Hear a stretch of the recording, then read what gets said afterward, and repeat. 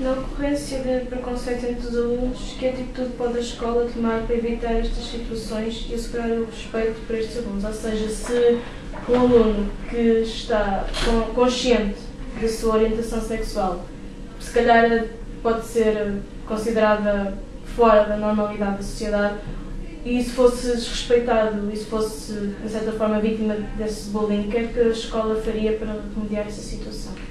Da mesma forma que vocês me perguntaram se estaríamos preparados para lidar com esta, eu digo-vos que trataríamos esta situação de uma forma como tratamos as outras. Em primeiro lugar, acho que é importante pensarmos o seguinte, também para não sermos nós a carregar o preconceito, porque esta é uma situação diferente, teríamos que ter um tratamento diferente. Não.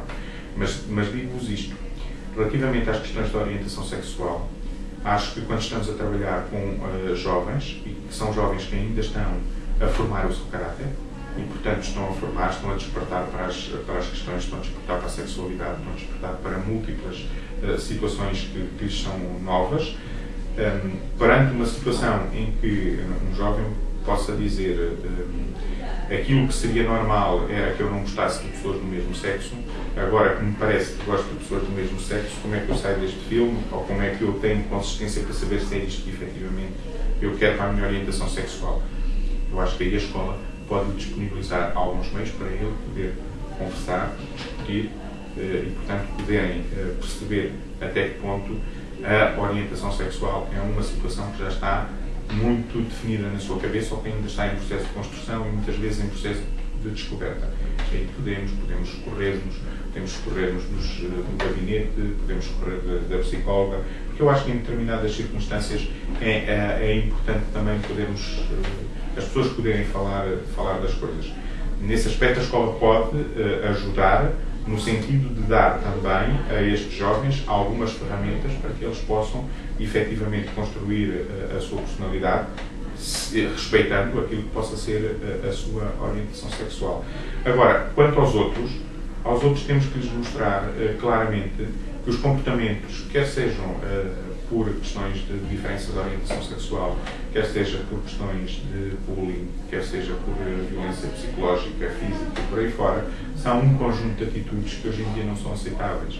Não são aceitáveis só na escola, não são aceitáveis na sociedade, portanto são socialmente recriminadas, são socialmente banidas, ou seja, todos nós tendemos a dizer esse comportamento é um comportamento desajustado, não é um comportamento que vocês devam manter. Então temos que chamar a atenção, a escola tem essa função.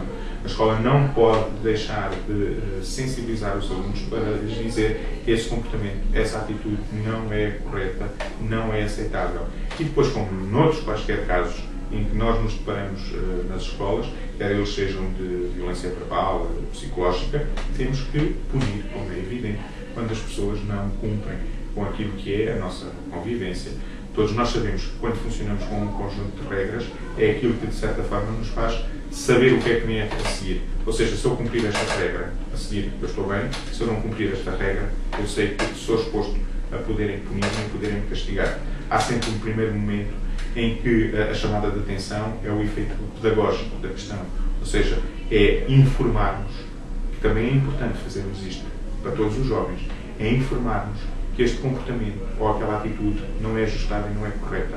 E esperar que desta informação resulte a capacidade para não voltar a reincidir. Sem dúvida que é isto que se espera em educação.